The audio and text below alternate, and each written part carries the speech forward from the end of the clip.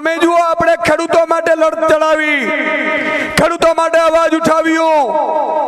બોટાદમાં આપણા ખેડૂતો ભેગા થયા,